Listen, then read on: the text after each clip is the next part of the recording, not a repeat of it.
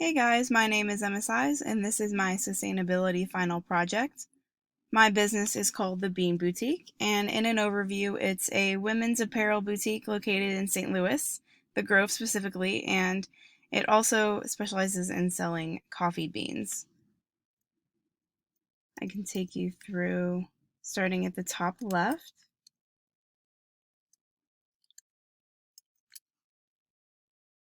As for our business concept, the mission of the Bean Boutique is a brand that offers goodwill to consumers sustainably sourced, ethically made clothing and coffee with an engaging and homey store environment. Our vision is aiming to reduce the harmful impact of the fast fashion industry by putting the environment first, employing ethically, and farming sustainably. This here is a chart of our organizational structure and personnel. I included these arrows here to show that it's a top-down and bottom-up structure, and I wanted everyone to feel inclusive and not really so much as a hierarchy system. I wanted ideas to flow freely and everyone to feel included in decision making. Down here is the wholesalers and products that I've hand selected. A couple that I just want to point out are Cotton, or KOTN, which is a women's apparel company specializing in loungewear knits and woven button-ups, and they're all made in Egypt with a mission for ethical and sustainable traceability. Most of these are women's apparel wholesalers, but the ones that I would get my coffee grounds from are 10,000 Villages, North Roast Coffee, and Cafe Campesino.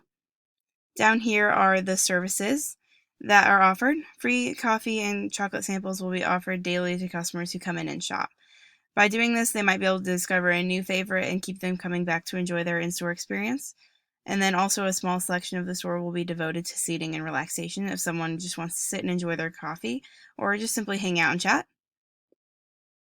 And also the Bean Boutique will use eco-friendly product packaging called Green Cycle to ship out all online orders to reduce waste and promote recycling. As for industry segment and market demands, demands for the women's apparel market has decreased slightly along the rest of the world's economic condition.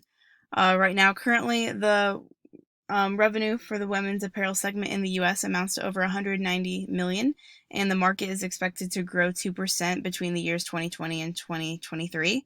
Comparing that figure globally, the U.S. generates the most revenue for women's apparel. E-commerce and personalization are the two retail trends that I pinpointed the Bean Boutique to offer. There's a push for easy, convenient shopping online that the Bean Boutique will fulfill this need for. Personalization will also be offered, tailoring one-on-one in-store personal shopping appointments upon request. This allows for customers to find clothing they would never think to try on or learn more about the current product mix that we have in store. Moving over to this middle section, this is our sustainable strategy. The objective of the Bean Boutique is to be a sustainable and socially responsible retailer by working with established wholesalers who are like-minded in our goals to reduce carbon footprint, cut down on pollution into water, use less water in overall processes, and provide decent work and pay to artisans and farmers domestically and abroad. Now for the three SDG goals I chose were Goal 6, 8, and 12. For Goal 6, which is clean water and sanitation, each apparel supplier is closely monitored to ensure that synthetic dye usage is eliminated and natural dyes are used, helping keep water in the communities safer to drink and surrounding ecosystems protected, and measures are also taken at each step in production to overall reduce the use of water. Goal 8 is to provide decent work and economic growth. And our boutique works selectively with wholesalers that create sustainable, decent, and productive employment for the artisans and farmers directly involved in making our clothing and providing our coffee products. Goal 12 is responsible consumption and production processes. And the coffee beans that we choose are verified organic and sustainably farmed, using natural resources efficiently and minimizing waste and pesticide usage, which also allows for a safe working environment for farmers. Moving on to this section next is our triple bottom line: people, planet, and profit. Starting with people, the Bean Boutique serves to provide our partners with decent work and a living wage to help break generational poverty in the communities in which we source from. Each purchase from our boutique helps improve the life of a farmer, artisan, or factory worker. The Bean Boutique puts Mother Earth at the top of our priority list, making planet very important. Our apparel and coffee beans are produced with special attention to water consumption and pollution.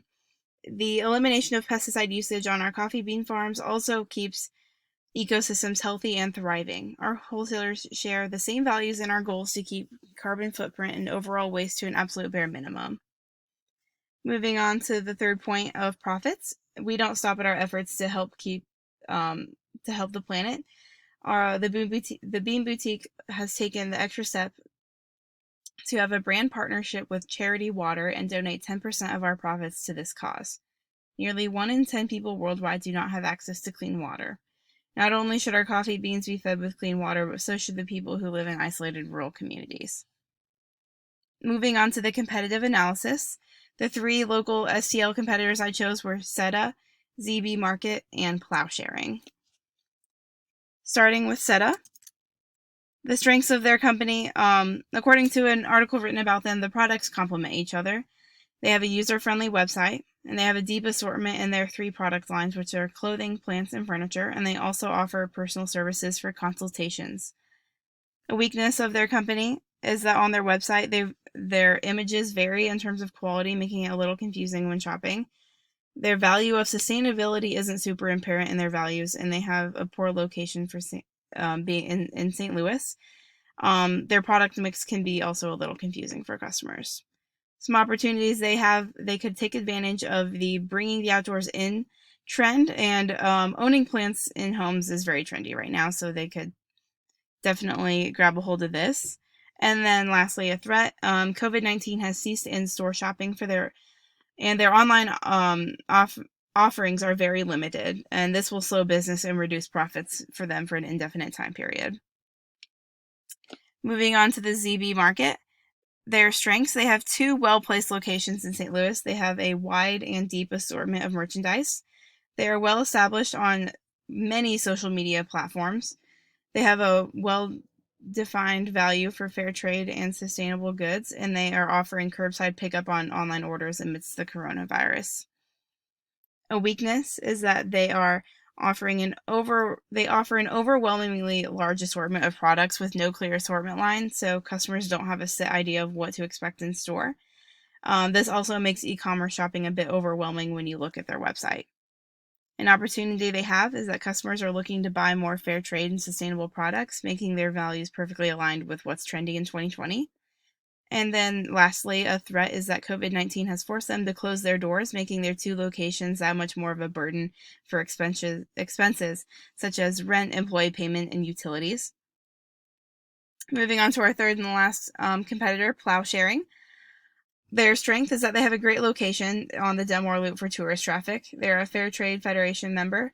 They source from 40 different countries. Lastly, they participate in local events such as fair trade markets and international craft festivals at churches and community centers. A huge weakness that I think will be a problem for them is they are currently not offering e-commerce shopping options. An opportunity for them is that customers love shopping for ethically made goods, making their business model perfectly aligned with the trend of buying green that shows no sign of slowing. A threat is that with the stay-at-home order in place indefinitely in Missouri, they are making no profits since they do not offer online shopping, and this will largely impact their ability to keep doors open in the future. So competitive advantages for the Bean Boutique that puts us above our competitors is that our in-store experience will differentiate us. Being able to drink samples of coffee, eat chocolate, and have a place to sit will draw people in our store and allow them to stay comfortably. And the Bean Boutique will also offer those personal shopping services that I was talking about earlier. Another competitive advantage is that we will keep our focus on clean water, reducing water usage, and donating 10% of our profits to Charity Water. This is also a differentiating factor from our competitors. Our philanthropic values will be clear, making customers feel good about shopping from us. The Bean Boutique will also have a clear and straightforward product assortment so that customers know what they're coming in for. High quality women's clothing and a delicious assortment of coffee beans. Lastly, e-commerce will be well established and held at a high priority in order to serve customers beyond the St. Louis area. This is why I chose to include e-commerce specialists in the personnel chain for our company. Moving to the top right-hand corner of my poster. This is my research on the target customer. Demographics include the tapestry segment of Emerald City. So what this is a median age of about 37, a household income of about 59,000. Race is about 77% white, 11% Hispanic, and 9% Black. And occupation they might have would be management, education, library, office and administration support, or a sales job. And this target market is 20% above national average on spending for apparel goods, which makes them perfectly positioned to target since we are an apparel company. And 51.5% rent homes as opposed to owning homes, and their average rent spend is $1,087. Moving on to psychographics, they are young and mobile, embrace foodie culture, and enjoy cooking meals using organic and local ingredients. Music and art are sources of entertainment. They travel frequently abroad and domestically. Cell phones and social media are a part of their everyday life. They buy natural, green, and environmentally friendly products, again, making them well positioned to target for the Bean Boutique. They are conscious of nutrition and physical health, and they are into activities such as yoga, making travel plans, shopping online, and blogging. The VALS groups I picked out for this psychographic are the experiencers and the innovators. Their behavior, like I kind of mentioned earlier, they buy natural, green, and environmentally friendly products. Making a purchase from a sustainable brand is important. They are well educated, so consumers typically weigh their options before making purchases. They are less impulsive, but like to keep things fresh, and they shop at places such as Trader Joe's and Whole Foods for grocery items. And the last section here is the marketing strategy. So the Bean Boutique will primarily advertise through social media. The platforms I have picked out are Instagram and Facebook. Mastering and getting word out through these two platforms first will be our initial start before moving on to other networks such as Tumblr and Pinterest.